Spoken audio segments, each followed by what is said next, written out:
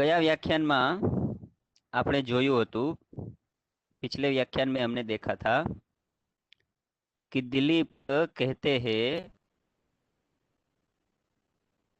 हम्म, कि भले ही मेरा वचन हास्यम हास्य योग्य हो, मेरे वचन है जो मैं कहने का इच्छुक हूँ, वह मेरा वचन भले ही हास्यम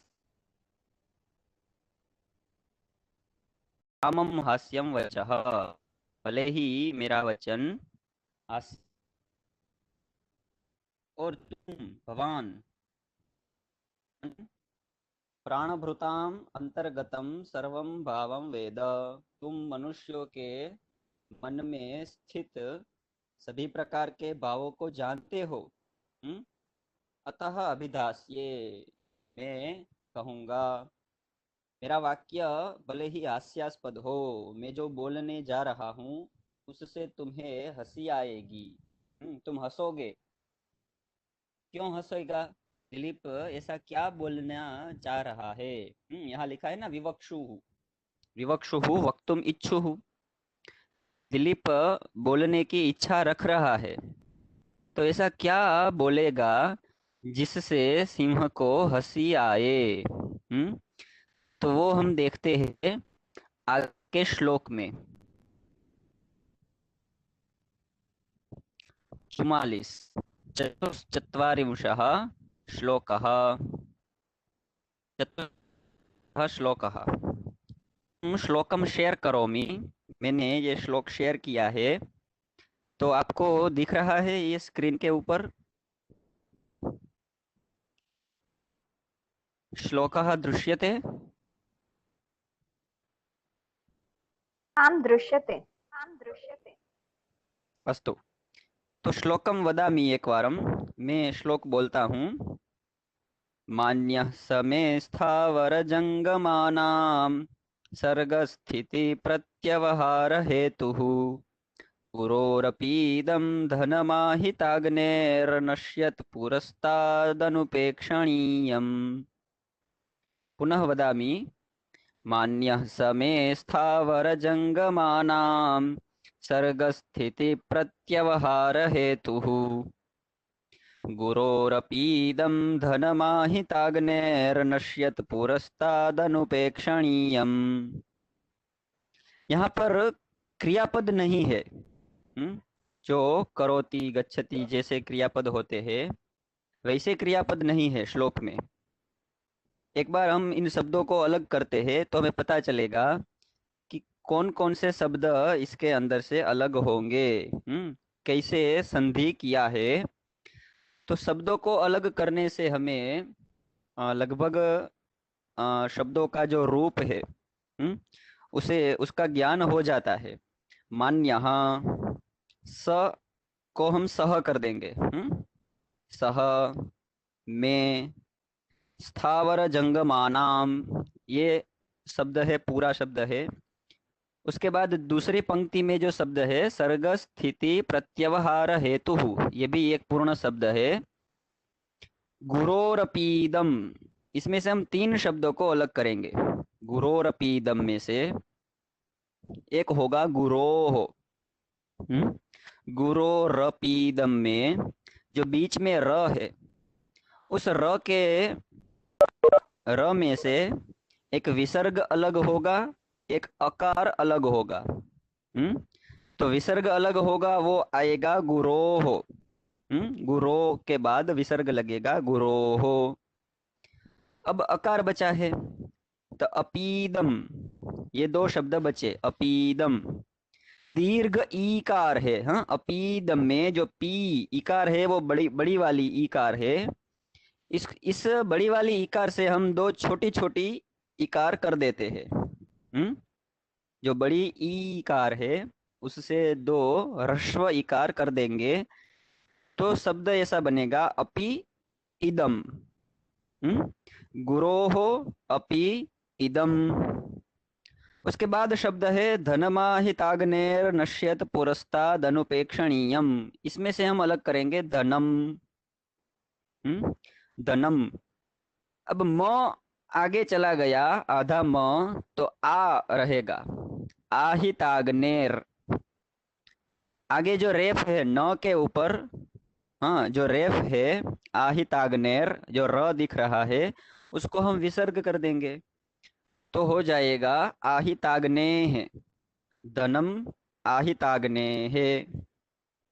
नश्यत, ये अलग होगा, नश्यत पुरस्तादनुपेक्षणीयम, इसमें से नश्यत अलग हो जाएगा।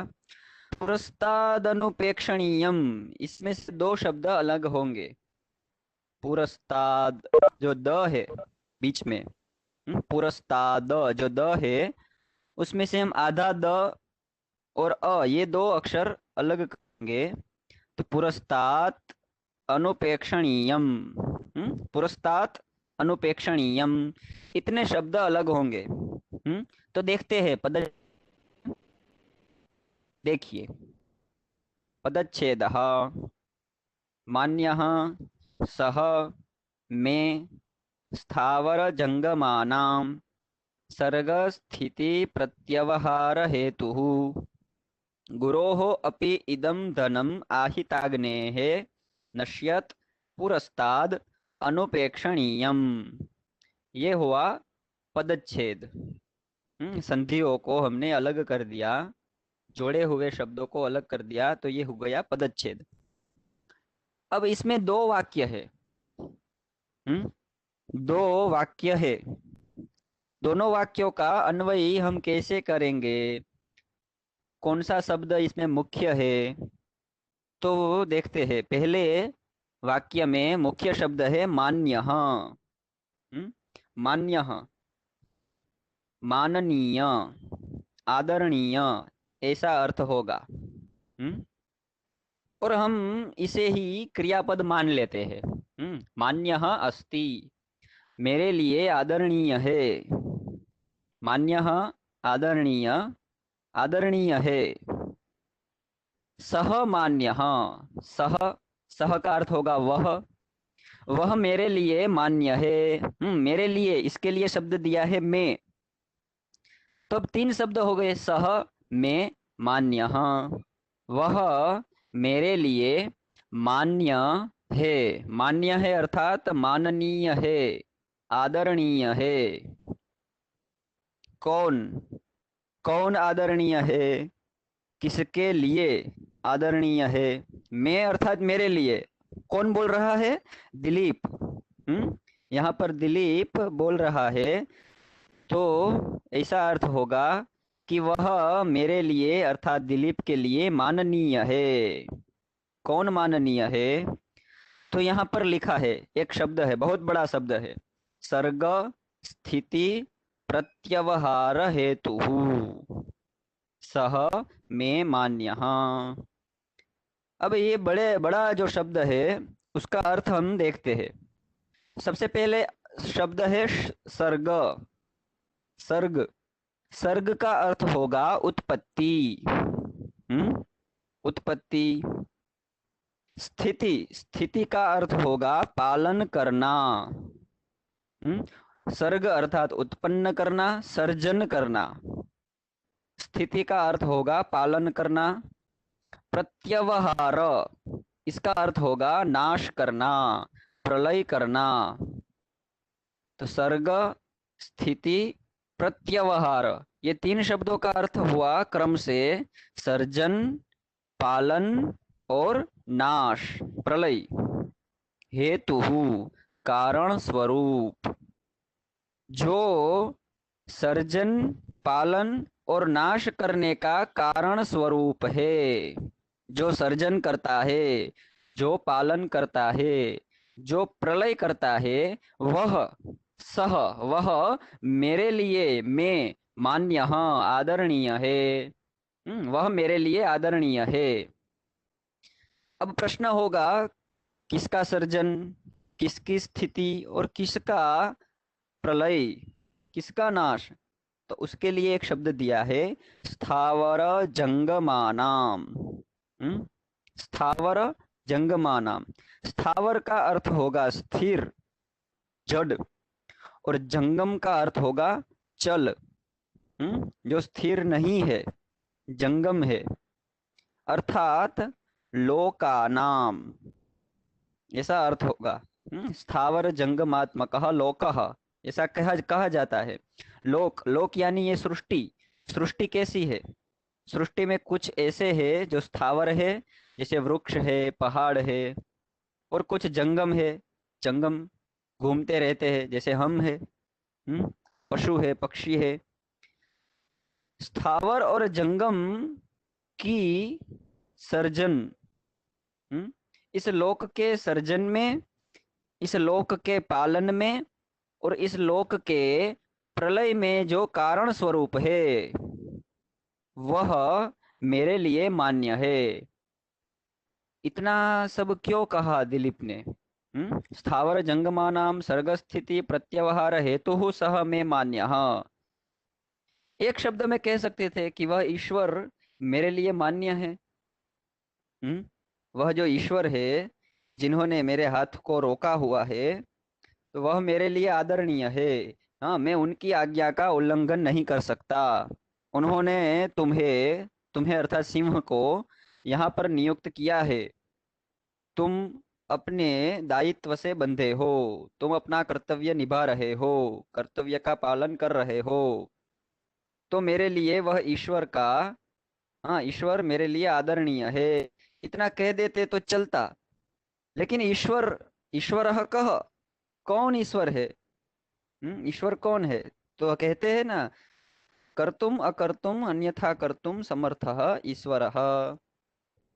जो कर सकता है वह ईश्वर है, जो नहीं कर सकता वो ईश्वर है।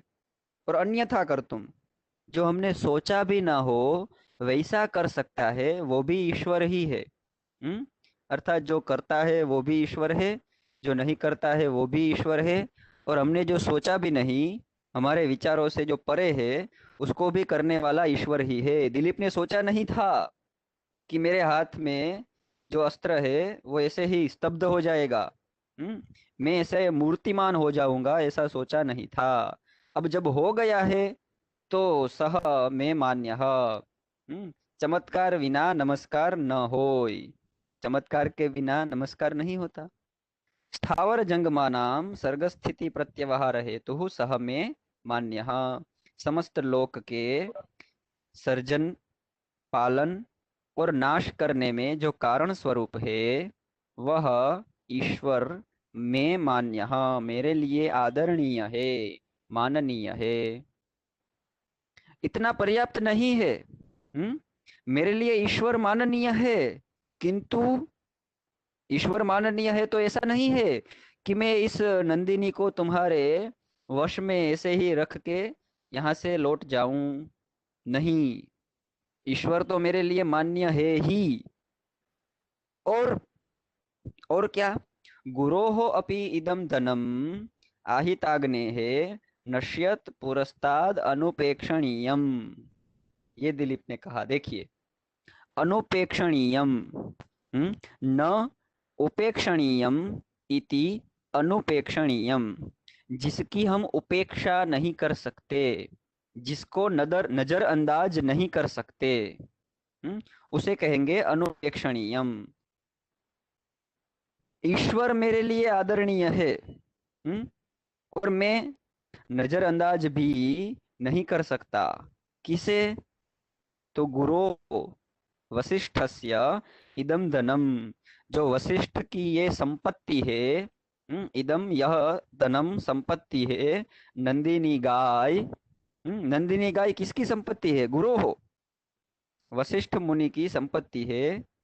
उस संपत्ति का नश्यत, नाश होते हुए, अनुपेक्षणीयम, मैं उपेक्षा नहीं कर सकता। मुझे ये भी मंजूर नहीं है, ये भी स्वीकार्य नहीं है। कुत्र नश्यत? पुरस्तात। पुरस्तात, देखिए, क्षत्रिय है। पुरस्तात का अर्थ होगा सामने, मेरे सामने, मेरे समक्ष ही वशिष्ठ का यह धन नष्ट हो रहा हो, तो मैं उसकी जरा भी उपेक्षा नहीं करूंगा। मेरे लिए वह उपेक्षणीय नहीं है, मैं उसको नजरअंदाज नहीं करूंगा। गुरो हो, ऐसा शब्द दिया है। गुरु का यह धन है। कैसे गुरु का? आहिताग्ने हैं। आहिताग्ने हैं, जो अग्नि की साधना करते हैं, जो यज्ञ करते हैं, हवन करते हैं, ऐसे गुरु का यह धन। हाँ, यह जो धन है, गाय, गोधन है, संपत्ति है, उसे मेरे सामने ही, पुरस्तात्, सामने ही, नश्यत, नाश होते हुए, अनुपेक्षणीयम, मैं उसकी उपेक्षा नहीं कर सकता। तो पूरे पूरे श्लोक का ये अर्थ होगा, सह स्थावर जंगमानां सर्गस्थिति प्रत्यवहार हेतु में मान्यः, वह समस्त लोक के सर्जन, पालन और प्रलय करने के कारण स्वरूप ईश्वर जो है, वो मम मान्यः, मैं मान्यः, मेरे लिए आदरणीय है। किंतु गुरो हो आहिताग्ने है, अग्नि की साधना करने वाले गुरु का इदम धनम अपि, यह जो धन है, ये जो गाय है, गोधन है, उसे पुरस्ताद नश्यत, मेरे सामने नष्ट हो रहा है, तो अनुपेक्षणीयम, मैं इसकी उपेक्षा नहीं कर सकता। हाँ, ईश्वर की, ईश्वर भी मेरे लिए आदरणीय है, और गुरु के धन की रक्षा करना भी मेरा धर्म है। तो अब दिलीप क्या करेगा? इदानीं किम करिष्यति? आगे देखेंगे हम, पहले इस के शब्दों का परिचय प्राप्त कर लेते हैं। मान्यः, मान्यः, रामः, अकारांत पुल्लिंग, प्रथमा एक वचन। सह, तत्शब्द है पुल्लिंग में, उसकी प्रथमा विभक्ति एक वचन सह। में, अस्मत् शब्द है, और अस्मत् शब्द की यहाँ पर षष्ठी विभक्ति एक वचन का विकल्प का रूप हुआ है में। में अर्थात मम, मम में। चतुर्थी विभक्ति में भी ऐसा रूप बनता है, लेकिन यहाँ मम मान्यः ऐसा प्रयोग होगा, इसलिए हम षष्ठी विभक्ति मानते हैं। में अर्थात मम, षष्ठी विभक्ति एक वचन। स्थावर जंगमानाम, तो स्थावर जंगम ऐसा शब्द है, अकारांत पुल्लिंग, और उसकी षष्ठी विभक्ति बहुवचन, रामाणाम। तो स्थावर जंगमानाम, आम ऐसा जहां पर आता है वहां षष्ठी बहुवचन होगा। जंगमानाम, हाँ, न अथवा ण वहां पर प्रायः रहेगा। सर्ग स्थिति प्रत्यवहार हेतु, ये पूरा शब्द है गुरु, विष्णु के समान, ये भी सर्ग स्थिति प्रत्यवहार हेतु ये शब्द होगा। उकारांत है, विष्णु गुरु के समान, उकारांत, पुल्लिंग है, प्रथमा विभक्ति और एक वचन, गुरु हेतु। आगे शब्द दिया है गुरोह, गुरोह, ये अकारांत पुल्लिंग षष्ठी विभक्ति का एक वचन है। अपि, अपि अव्ययम, अपि अव्यय है। इदम, अदस अथवा इदम शब्द है नपुंसक लिंग में, इसकी प्रथमा विभक्ति एक वचन का रूप होगा इदम। इदम धनम, धनम शब्द अकारांत नपुंसक लिंग। हेलो, माइक बंद रखो। જીગરભાઈ, ગુરુ શબ્દ તો ઉકારાંત છે ને, અકારાંત નથી. હા, ઉકારાંત, ઉકારાંત, અહીંયા ટાઈપ મિસ્ટેક છે, હું ઉકારાંત બોલ્યો છું, किंतु अत्र टङ्कण दोषः, उकारांत शब्द છે, गुरु शब्द। हाँ, धनम, धनम शब्द अकारांत नपुंसक लिंग है, उसकी प्रथमा एक वचन धनम। हाँ, जैसे वनम फलम, ये धनम। आहिताग्ने है, ये इकारांत पुल्लिंग, जैसे हरि शब्द है वैसे आहिताग्नि शब्द होगा, और उसकी षष्ठी विभक्ति का एक वचन आहिताग्ने। नश्यत, नश्यत ये तकारांत शब्द है नपुंसक लिंग में, क्योंकि धनम का विशेषण है। कीदृशम धनम, नश्यत धनम, नाश होता हुआ धन। नश्यत नपुंसक लिंग, प्रथमा विभक्ति का एक वचन। पुरस्ताद, ये भी अव्यय है, लगता है हमें पंचमी विभक्ति के समान, हाँ, जैसे रामात, किंतु ये पुरस्ताद अव्यय है। अनुपेक्षणीयम, ये भी धनम का विशेषण है, इसीलिए ये भी अकारांत नपुंसक लिंग प्रथमा विभक्ति का एक वचन का रूप होगा। अब आकांक्षा देखते हैं। आकांक्षा, कह मान्यः अस्ति। देखिए यहाँ मुख्य शब्द कौन सा है? मान्यः। तो उसके साथ हम अन्वय करते जाएंगे। कह मान्यः अस्ति, आदरणीय है। कौन? सह मान्यः अस्ति, वह आदरणीय है। सह मान्यः अस्ति। सह कह। हम्म?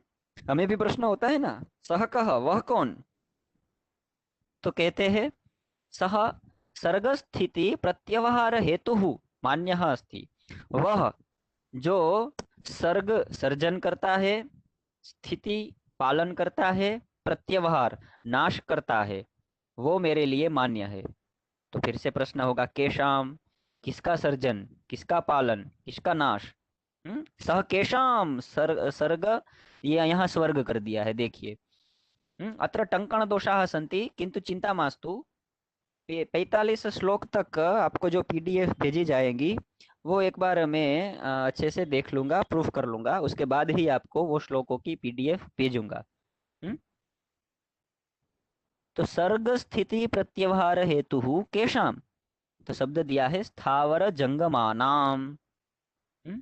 स्थावर जंगम लोक के सर्जन, पालन और नाश में जो कारण स्वरूप है वह मेरे लिए मान्य है। मान्य, कस्य मान्य? देखिए प्रश्न आया। मान्य तो है, लेकिन किसके लिए? तो आगे शब्द दे दिया मैं मान्य अस्ति, ममो मान्य अस्ति, मेरे लिए आदरणीय है। अब दूसरा शब्द है अनुपेक्षणीयम। दूसरी पंक्ति में जो शब्द था, क्षम्यताम, चौथी पंक्ति में शब्द था अनुपेक्षणीयम। उपेक्षा नहीं कर सकता, उपेक्षा योग्य नहीं है, नजरअंदाज नहीं कर सकता।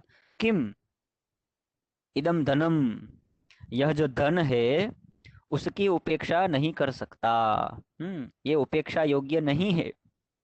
कीदृशम इदम धनम, ये धन कैसा है जिसकी उपेक्षा नहीं हो रही? नष्टम नश्यत, यह धन नाश होने जा रहा है। नाश हो रहा है, हो नहीं गया, वर्तमान कृदंत है। नाश हुआ नहीं है, अभी हो रहा है। सिंह ने अभी अपने वश में किया है, अब कुछ क्षण और बस, और वो खा जाएगा। नाश हो रहा है, हुआ नहीं है।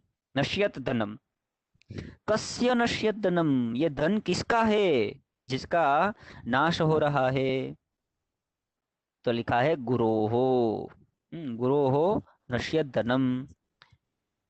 एक और आकांक्षा कर सकते हैं, कीदृशस्य गुरोहो, गुरु कैसे है जिसका यह धन है? तो हमने एक शब्द देखा था आगे, आहिताग्ने है। आहिताग्ने है गुरोहो धनम, जो अग्नि के साधक है। और अग्नि की जो साधना करते हैं ना, उनके लिए ही गाय धन स्वरूप है। उनके लिए गाय ही धन है, बाकी के लिए तो गाय स्पष्टम अर्धम त्यजंती पंडिताः। आगे कहते हैं कुत्र कुत्र नश्यत, गुरु के धन का नाश कहाँ हो रहा है? तो अंतिम वाक्य में लिखा है पुरस्तात्, मेरे सामने ही गुरु के इस धन का नाश हो रहा है। तो ऐसा धन उपेक्षणीय नहीं है, इसकी उपेक्षा नजरअंदाज नहीं कर सकते। इति आकांक्षा। इदानीम अन्वयः, अन्वयं पश्यामः। अन्वय देखते हैं। स्थावर, माइक बंद रखो।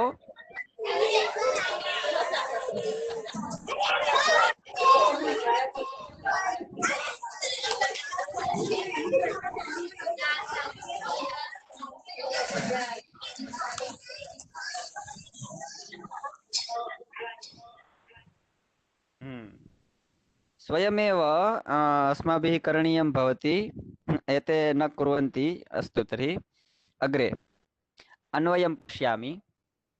अत्र दर्शयामि अन्वयं। स्थावर जंगमानां सर्ग स्थिति प्रत्यवहार हेतुः सह मे मान्यः। स्थावर जंगमात्मक जो लोक है, ये सृष्टि है, उसके सर्जन, पालन और नाश करने के कारण स्वरूप जो ईश्वर है, सह वह मैं मान्य, मेरे लिए आदरणीय है।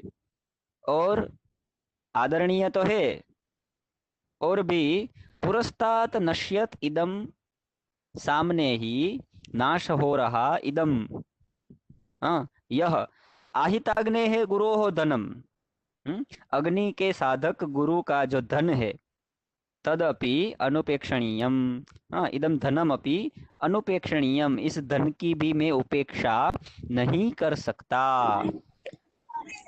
उपेक्षा नहीं कर सकता तो क्या? आपका माइक बंद,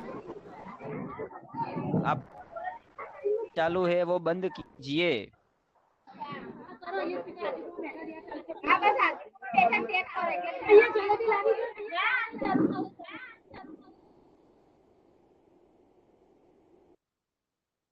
हेलो शिल्पा बेन,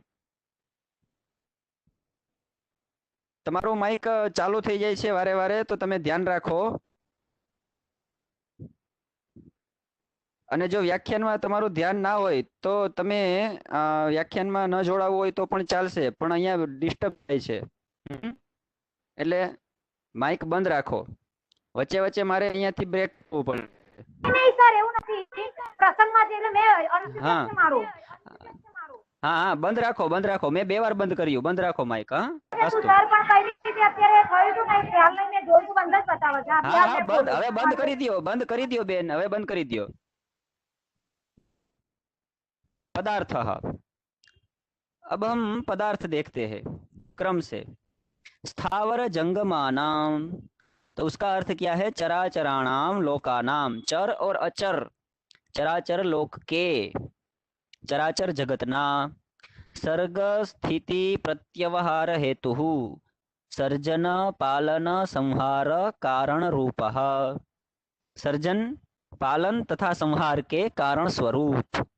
सह ईश्वरः, वह ईश्वर शिव, मैं मम, मेरे लिए, मान्यः आदरणीयः अस्ति, मेरे लिए माननीय है, आदरणीय है। पुरस्तात्, पुरतः, सामने, नश्यत, क्षीयमाणम, नष्ट हो रहा, इदम, एतत्, यह, आहिताग्नेः, आहिताग्नेः का अर्थ क्या है? अग्नि साधकस्य, अग्नि के साधक, गुरोः, वशिष्ठस्य, महर्षि वशिष्ठ का, धनम, धनम अर्थात गोधनम, ये कोई पैसा नहीं है नंदिनी, गोरूपी धन, अपि, हाँ ये गोरूपी धन भी, अनुपेक्षणीयम, उपेक्षा योग्य नहीं है। तो ये पदार्थ हमने देखा। अब भावार्थ, चराचर लोकानां सर्जन पालन संहार कारण रूपः सह ईश्वरः मम मान्यः आदरणीयः अस्ति, तथा पुरतः एव क्षीयमाणम् अग्निसाधकस्य गुरोः वसिष्ठस्य एतत् गोधनम् अपि उपेक्षा योग्यं नास्ति। चराचर लोक के सर्जन पालन तथा संहार के कारण रूप वह भगवान शिव मेरे लिए माननीय है, और सामने ही नष्ट हो रहा अग्नि के साधक कुलगुरु वशिष्ठ का यह धन नंदिनी भी उपेक्षा योग्य नहीं है। अब अग्नि साधक, आहिताग्ने है, इस शब्द का प्रयोग महाकवि कालिदास ने किया है और लिखा है अनुपेक्षणीयम, उपेक्षा करने योग्य क्यों नहीं है? क्योंकि कुलगुरु वशिष्ठ अग्नि के साधक है, और अग्नि की साधना में गाय की आवश्यकता अतीव, अत्यंत आवश्यकता होती है। और यह गाय अगर यदि वशिष्ठ मुनि के पास न रही, यह धन नष्ट हो गया, तो उनकी अग्नि साधना में भी विक्षेप हो सकता है। इसीलिए ये उपेक्षा योग्य नहीं है, आहिताग्ने है। अब व्याकरण देखते हैं। स्थावर जंगमानाम, ये समास है तिष्ठन्ति स्थावराः, गच्छन्ति इति जंगमाः। जो स्थिर रहते हैं उसे स्थावर कहते हैं, जो चल है गच्छन्ति उसे जंगम कहते हैं। स्थावराश्च जंगमाश्चेति स्थावर जंगमाः, ये द्वंद्व समास होगा। द्वंद्व समास, स्थावराः च जंगमाः च स्थावर जंगमाः बहुवचन है, और ये स्थावर जंगम शब्द है बहुवचन रहेगा। तेषाम स्थावर जंगमानाम द्वंद्व समास, और उसकी फिर षष्ठी विभक्ति हुई है। सर्ग स्थिति प्रत्यवहार हेतु, तो इसमें दो समास हो गए। पहले द्वंद्व समास होगा, सर्गः च स्थिति च प्रत्यवहारः च, सर्जन पालन और नाश, तो इन तीनों को मिला के द्वंद्व समास हो गया। हाँ, जैसे हम बोलते हैं ना राम लक्ष्मण भरत, तो राम लक्ष्मण भरताः। और तेषाम हेतु सर्ग स्थिति और प्रत्यवहार के हेतु कारण स्वरूप, तो जहां पर के आता है वहां पर षष्ठी विभक्ति होगी, तो ये षष्ठी तत्पुरुष समास हुआ। आहिताग्नेः, आहितः अग्निः येन असौ आहिताग्निः, सिद्ध किया है अग्नि जिसने वह। तो यस्य येषाम बहुव्रीहिः, जहाँ पर यस्य येषाम आदि होता है प्रयोग, जिसके जिसने ऐसा प्रयोग हम करते हैं तो वहाँ बहुव्रीहि समास होगा। अनुपेक्षणीयम, यहाँ तो नई तत्पुरुष समास है, न उपेक्षणीयम इति अनुपेक्षणीयम। संधि गुरोरपीदम, तो गुरोः अपि इदम, वहां पर विसर्ग, विसर्ग का भाव हुआ है, गुरोरपि र हुआ है। और अपीदम दो इकार है, अपी का रस्व इकार, इदम का रस्व इकार, और ई प्लस ई मिलाकर दीर्घ ई बड़ा वाला ई कार बनता है, तो गुरोरपीदम। धनमाहिताग्नेर नश्यत पुरस्तादनुपेक्षणीयम, ये बहुत बड़ा संधि यहाँ पर दिया है। पहले हम देखते हैं धनम आहिताग्ने है, तो धनम में मकार है, आहिताग्नि का आकार है, तो वहां पर वर्ण मेलन हुआ। धनमाहिताग्ने है, आहिताग्ने है का विसर्ग नश्यत, इन दोनों को मिला दिया तो ऊपर रेफ हो गया, विसर्गा भावः। धनमाहिताग्नेर नश्यत पुरस्ताद, तो नश्यत पुरस्ताद में वर्ण मेलन हुआ है। अब यहाँ पर देखिए पुरस्तात, पुरस्तात तकारांत है, हलंत त है, अनुपेक्षणीयम में अ है, और ये हमने नियम देख लिया है, आधा त और पीछे अ है तो हो जाएगा द। तो जलाम जशोन्ते, इस सूत्र से जश्त्व संधि यहाँ पर है। छंदः पूर्ववत, छंद पहले के समान है। कृदंत नश्यत, हाँ ये वर्तमान कृदंत का रूप है नश्यत, नाश हो रहे इस धन को नजरअंदाज नहीं कर सकते, इस धन की उपेक्षा नहीं की जा सकती। कैसा धन है? नश्यत, नाश हो रहा है, अभी हुआ नहीं है, अथवा होने वाला नहीं है, भविष्य भी नहीं है, भूतकाल भी नहीं है, हाँ नाश हो रहा है, तो ये वर्तमान कृदंत शत्रु प्रत्यय वाला रूप हुआ। अलंकार, अब अलंकार देखिए, गुरु आहिताग्नि ही अस्ति, गुरु कैसे है? अग्नि साधक है। तत्र च एषा नंदिनी अतीव उपयुक्ता अस्ति, अग्नि की साधना में नंदिनी अत्यंत उपयुक्त है, इसलिए नंदिनी की उपेक्षा नहीं की जा सकती। यहाँ गुरु का जो आहिताग्नि विशेषण दिया है, ये विशेषण अत्यंत साभिप्राय है। साभिप्राय अर्थात ये विशेषण की जगह और विशेषण हम नहीं रख सकते। नंदिनी की उपेक्षा नहीं की जा सकती, क्यों? क्योंकि ये गुरु का धन है। तो गुरु का धन है इतना पर्याप्त है? नहीं, गुरु अग्नि साधक है, अग्नि की साधना में अगर विक्षेप हुआ तो एक साथ दो पाप के भागीदार दिलीप बनेगा। पहला पाप तो ये गाय का नाश हो गया उसके सामने, और दूसरा पाप वशिष्ठ मुनि के अग्नि साधना में भंग हुआ। तो यहाँ आहिताग्नि विशेषण अत्यंत अभिप्राय है, तो यहाँ पर परिकर अलंकार होगा। जहां पर विशेषण साभिप्राय हो। जैसे वीरः रामः युद्धम करोति, ऐसा हम प्रयोग करते हैं। देखिए, हाँ, वीरः रामः युद्धम करोति, तो युद्ध करने के लिए वीरता अत्यंत आवश्यक है। वीरः रामः, तो यहाँ पर वीर जो विशेषण दिया है वो साभिप्राय होगा। हम्म, लेकिन हम अगर ऐसा बोलते हैं कि सुंदरः बालकः विद्यालयम गच्छति, तो ये सुंदरः विशेषण है ना, वो साभिप्राय नहीं होगा। क्यों? क्योंकि विद्यालय जाने के लिए बालक को सुंदर होना आवश्यक नहीं है। बालक सुंदर हो या असुंदर हो, उससे क्या फर्क पड़ता है, वो तो विद्यालय जाएगा ही। तो ये आहित आग्रह है विशेषण समझाने के लिए मैंने दो उदाहरण दिए आपको। हाँ, ये परिकर अलंकार हुआ। अब संजीवनी, संजीवनी टीका, तो ये प्रायः हम देखते नहीं है।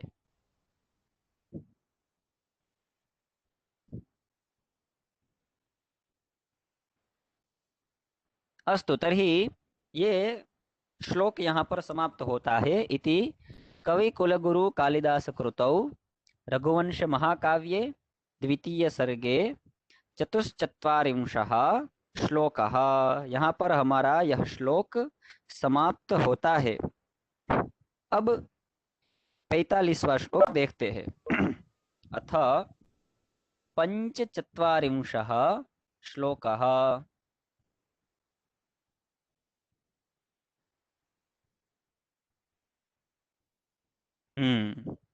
श्लोक मैंने शेयर किया है, आपको दिख रहा है? दृश्यते श्लोकः? हाँ हाँ दृश्यते। अस्तु, अब देखिए, राजा दिलीप ने जो आगे कहा था ना कि मेरा वचन कैसा होगा, हास्यास्पद होगा, तुम मेरे वाक्यों को सुनकर हंसोगे, तो वो वाक्य कौन सा था? अब ये श्लोक में जो दिलीप कहेगा वह वाक्य, ये वाक्य ऐसा है, ये वचन ऐसा है कि ये सुनकर सिंह हंसेगा। तो क्या ये वाक्य कैसा है, देखते हैं। सत्वं मदीयेन शरीरवृत्तिं देहेन निर्वर्तयितुं प्रसीद दिनावसानोऽतु सुखबालवत्सा विसृज्यतां धेनुरियं महर्षेः। पुनः वदामि, सत्वं मदीयेन शरीरवृत्तिं देहेन निर्वर्तयितुं प्रसीद दिनावसानोऽतु सुखबालवत्सा विसृज्यतां धेनुरियं महर्षेः। यहाँ पर दो क्रियापद है, दो क्रियापद है, तो वाक्य भी दो होंगे। पहला क्रियापद है प्रसीद, प्रसीद, त्वं प्रसीद। प्रसीद मध्यम पुरुष है, इसलिए यहाँ पर कर्ता होगा त्वं। त्वम अर्थात तुम, तुम प्रसीद, प्रसन्न हो, तुम प्रसन्न हो। तुम कौन? सिंह। राजा दिलीप सिंह से कहता है तुम प्रसन्न हो। कीदृशः त्वं, तुम कैसे हो? सहत्वम, सह, देखिए हम अगर पद अलग करते हैं तो ये अलग अलग पदों को सह ऐसा अलग होगा। सहत्वम प्रसीद, सहत्वम मदीयेन शरीरवृत्तिं देहेन निर्वर्तयितुं प्रसीद। देखिए यहाँ पर हमें पदच्छेद करने की आवश्यकता नहीं है, क्योंकि ये पूरा श्लोक पदच्छेद ही है। कॉपी पेस्ट देख लीजिए एक बार। स त्वं मदीयेन शरीरवृत्तिं देहेन निर्वर्तयितुं प्रसीद दिनावसानोत् सुखबालवत्सा विसृज्यतां धेनुः इयं, बस इतना अलग करना होगा। धेनुः इयं, धेनुरियं, धेनुः इयं महर्षेः। तो इस प्रकार का पदच्छेद यहाँ दिया होगा। सहत्वं मदीयेन शरीरवृत्तिं देहेन निर्वर्तयितुं प्रसीद दिनावसानोत् सुखबालवत्सा विसृज्यतां धेनुः इयं महर्षेः। प्रसीद, प्रसन्न हो, त्वं प्रसीद, हे सिंह तुम प्रसन्न हो।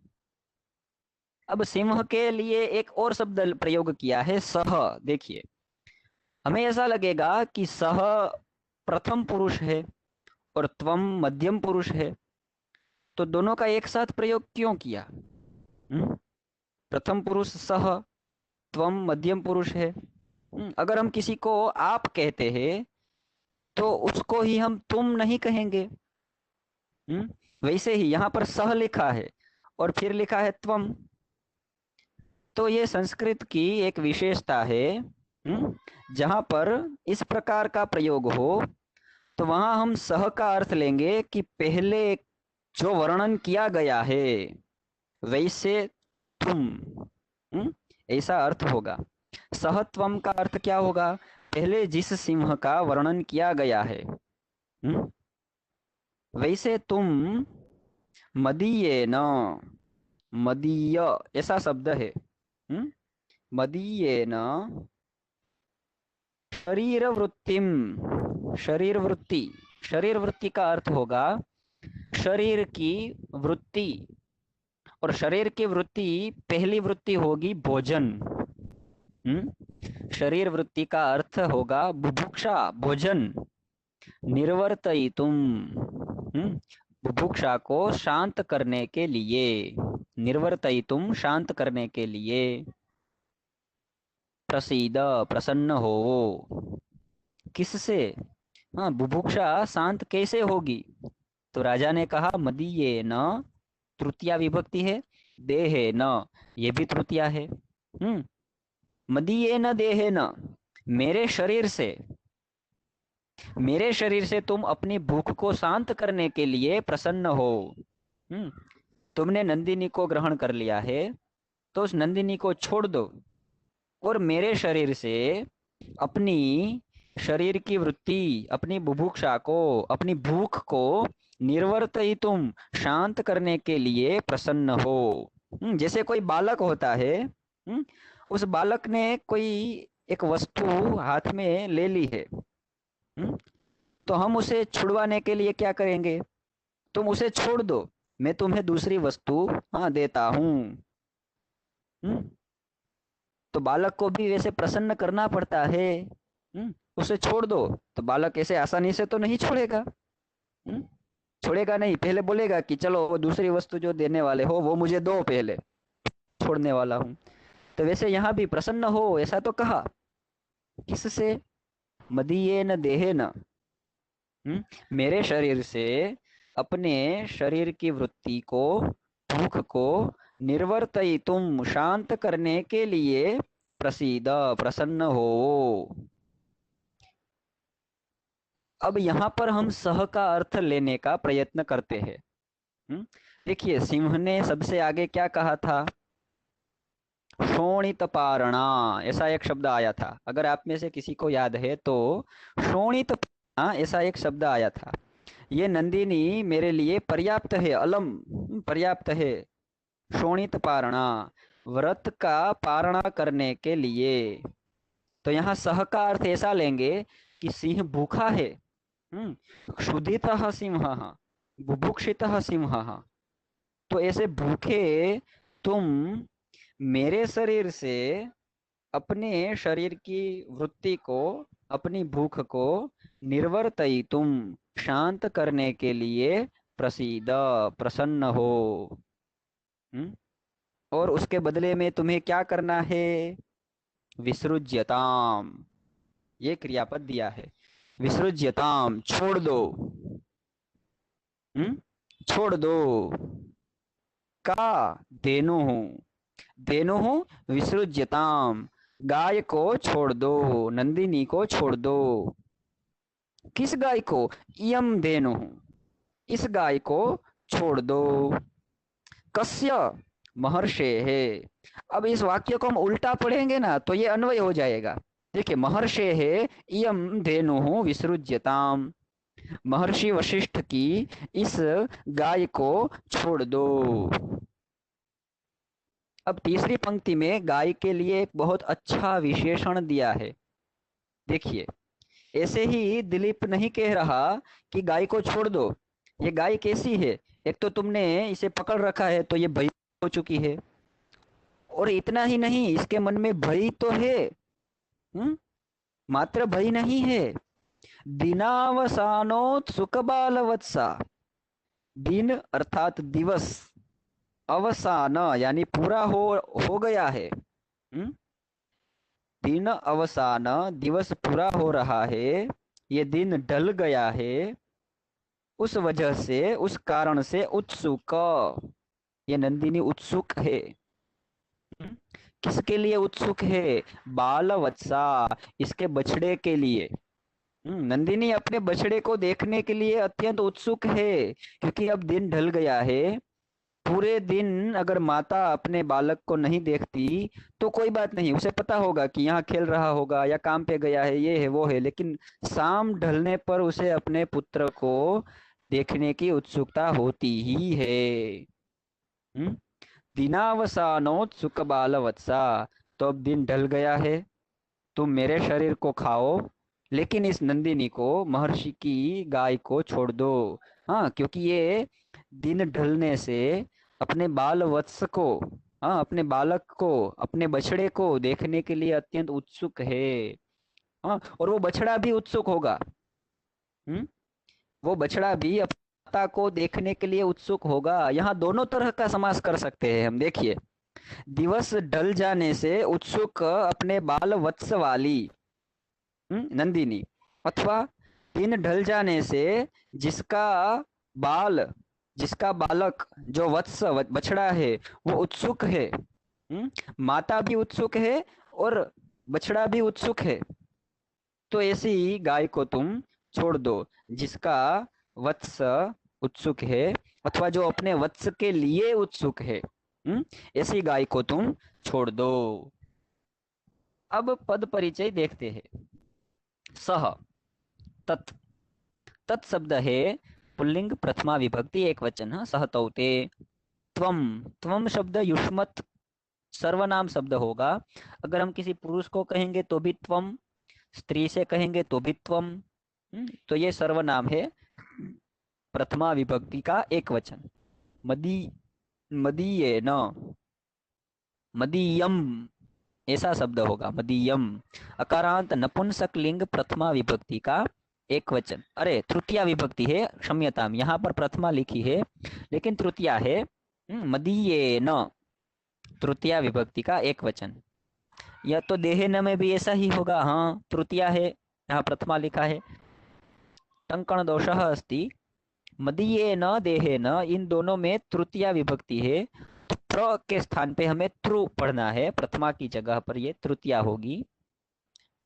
शरीर वृत्तिम, वृत्ति, वृत्ति शब्द है स्त्रीलिंग में, इकारांत है, स्त्रीलिंग है।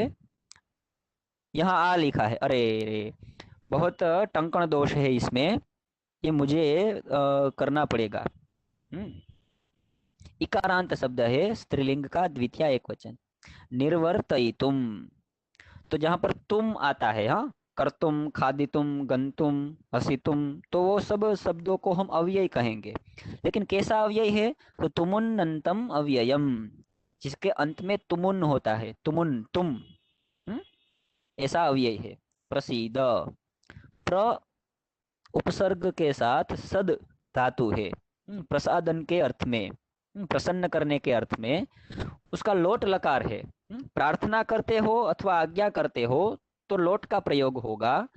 और दिलीप कहता है कि तुम प्रसन्न हो, तो ये आज्ञा तो नहीं है, प्रार्थना है कि तुम प्रसन्न हो। दिनावसानोत्सुक बालवत्सा, सीता, आकारांत स्त्रीलिंग प्रथमा एक वचन। विसृज्यताम, ये वी उपसर्ग के साथ सृज धातु है, उसका कर्मणि रूप हुआ है। कर्मणि का लोट लकार, प्रथम पुरुष एक वचन। यहाँ भी प्रार्थना की है और गाय को छोड़ दो। हम कहते हैं ना, कृपा करके इसे छोड़ दो, तो प्रार्थना है। धेनु, उकारांत स्त्रीलिंग है, प्रथमा विभक्ति का एक वचन, धेनु। इयम, ये अदस स्त्रीलिंग का प्रथमा विभक्ति एक वचन, इयम धेनु, ऐसा रूप होगा। और महर्षे है, महर्षि ही, हरि ही, महर्षि ही, उसका इकारांत पुल्लिंग शब्द है, षष्ठी विभक्ति का एक वचन का ये रूप है। आकांक्षा। अब आकांक्षा देखते हैं। एक क्रियापद है प्रसीद। प्रसीद ऐसा क्रियापद है। तो किससे कह रहे हैं कि तुम प्रसन्न हो? तो लिखा है त्वम। त्वम प्रसीद। कीदृशः त्वं प्रसीद, तुम कैसे हो? तो यहाँ लिखा है, देखिए, सह त्वं प्रसीद। सह अर्थात वैसे, बुभुक्षितः जो भूखा है, वैसे तुम प्रसन्न हो। किम कर्तुम प्रसीद, क्या करने के लिए प्रसन्न कर रहा है? तो लिखा है निर्वर्तयितुम, शांत करने के लिए। क्या शांत करना है? हम्म, सह बुभुक्षितः त्वं काम निर्वर्तयितुम।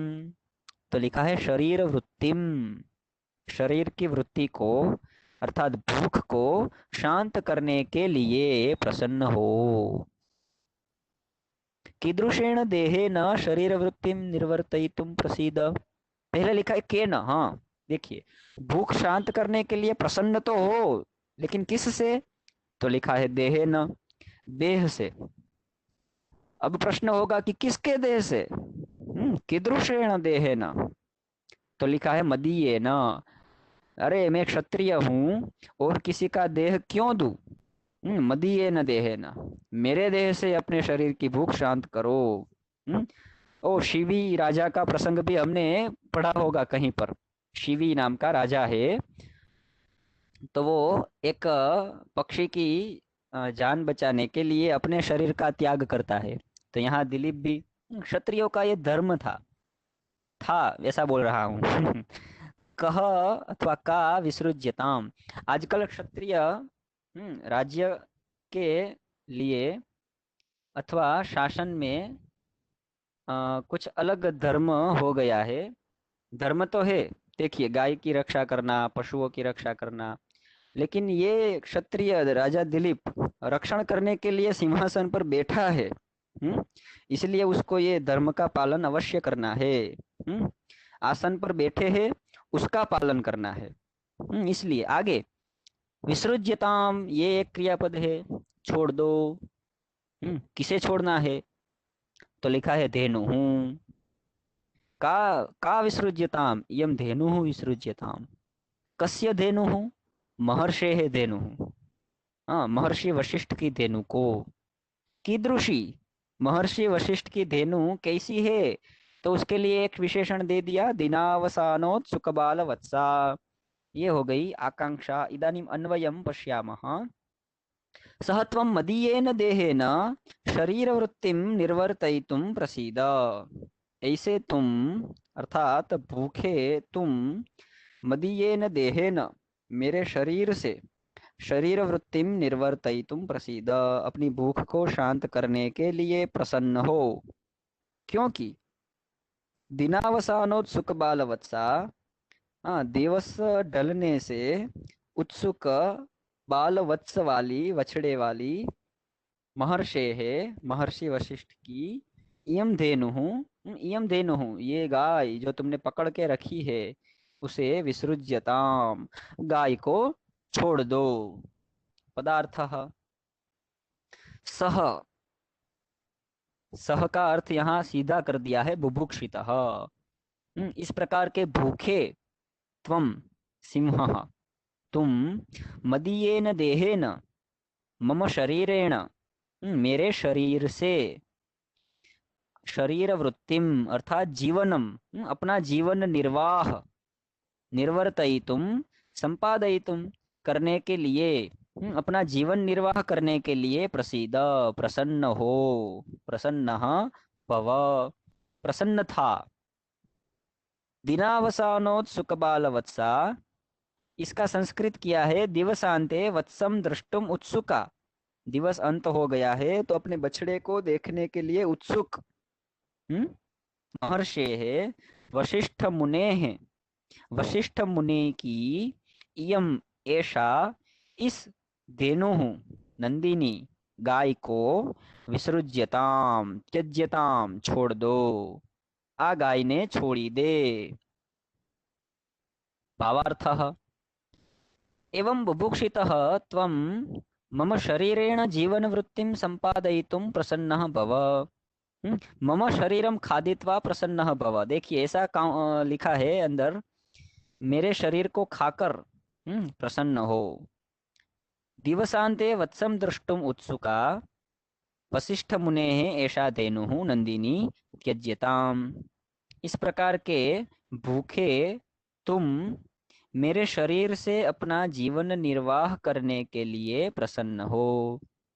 दिवस के अंत में बछड़े को देखने के लिए उत्सुक वशिष्ठ मुनि की इस गाय को छोड़ दो। यहाँ भी एक मुद्रा राक्षस रह गया है, एस, इस गाय को छोड़ दो। તે ભૂખ્યો તું મારા શરીરથી પોતાનો જીવન નિર્વાહ કરવા માટે પ્રસન્ન થા અને દિવસના અંતે વાછરડાને જોવા માટે ઉત્સુક વશિષ્ઠ મુનિની આ ગાયને છોડી દે। व्याकरणम शरीर वृत्तिम, शरीरस्य वृत्तिः शरीर वृत्तिः, षष्ठी तत्पुरुष, शरीर की वृत्ति। दिनावसानोत्सुक बालवत्सा, तो दिनस्य अवसानम, दिवस का अवसान, उसे हम कहेंगे दिनावसान। तो का आया इसलिए षष्ठी तत्पुरुष। बालश्चासो वत्सः बालवत्सः, जो वत्स बालक है तो कर्मधारय हुआ। दिनावसाने उत्सुकः बालवत्सः यस्याः सा, दिवस के अवसान में उत्सुक है बालवत्स जिसका वह। तो जिसका बालवत्स उत्सुक है, जिसका यहाँ पर आया तो बहुव्रीहि समास होगा, संधि ही। दिनावसानोत्सुक बालवत्सा, तो दीन अवसान, ये दोनों अकार है। दीन के अंत में अ, अवसान के आगे अ, दोनों को मिला दिया आ, दिनावसान। अब अवसान के पीछे अकार है, अवसान अ, उत्सुक का उ है, तो अवसान उ, अ उ मिला के हो गया ओ, आद्गुण ओ हो गया। दिनावसानोत्सुक बालवत्सा। धेनुरियम, धेनु इयम विसर्ग का रेफ हो गया है, विसर्गा भावः। छंदः पूर्ववत, छंद यहाँ पर पहले के समान है। कृदंत, यहाँ पर तुमुन प्रत्ययांत अव्यय एक दिया है, निर्वर्तयितुम, हेत्वर्थ कृदंत है जिसमें हेतु का अर्थ हो, के लिए। निर्वर्तयितुम, शांत करने के लिए, गंतुम, जाने के लिए। तो ऐसे हेत्वर्थ कृदंत का रूप होगा। तद्धितांत रूप है, देखिए एक, मदीये न, मम इदम मदीयम। देखिए एक और तद्धित हमारे सामने आया, जो तद्धित के बारे में आपने पूछा था, तो एक और तद्धित हमारे सामने आया है। तो इस प्रयोग को भी हम जान लेंगे। मम इदम मदीयम, मम अर्थात मेरा, इदम अर्थात यह है, जो मेरा है उसे कहेंगे मदीयम। तुम्हारा है उसे कहेंगे त्वदीयम, जो तुम्हारा है। तव इदम त्वदीयम, भवतः इदम भवदीयम। तो ये सब तद्धित के रूप होंगे। तो ये एक और तद्धित का रूप हमने इसके साथ साथ देख लिया। व्याकरणम, और ये व्याकरण के धातुओं का रूप दिया है। वि उपसर्ग पूर्वक सृज धातु है, कर्मणि के रूप दिए हैं, विसृज्यताम, विसृज्येताम, विसृज्यन्ताम। एतद् इदानीम आवश्यकम नास्ति, ये अभी हमारे लिए आवश्यक नहीं है। संजीवनी, स इति, कभी कभी हम संजीवनी, अगर हमारे पास पुस्तक है तो पढ़ सकते हैं। दिनावसान उत्सुको माता मम आगमिष्यति इति उत्कंठितो बालवत्सो। देखिए टीका में बहुत अच्छा अर्थ किया है। दिनावसाने उत्सुकः, दिवस ढल गया है और उसका बालवत्स उत्सुक है। क्यों उत्सुक है? तो यहाँ लिखा है, देखिए, माता मम आगमिष्यति इति उत्कंठितः, मेरी माता आएगी, ऐसे वो प्रतीक्षा कर रहा है, उत्कंठा कर रहा है, उत्कंठित है, ऐसा बालवत्स है। इसीलिए महर्षे है इयम धेनुः विसृज्यताम। बहुत अच्छा अर्थ दिया है मल्लीनाथ जी ने। इति कवि कुलगुरु कालिदास कृतौ रघुवंश महाकाव्ये द्वितीय सर्गे 45वां श्लोकः। यहाँ पर हमारा 45वां श्लोक समाप्त होता है। अस्तु। आपकी उपस्थिति में ले लेता हूँ, 1 मिनट।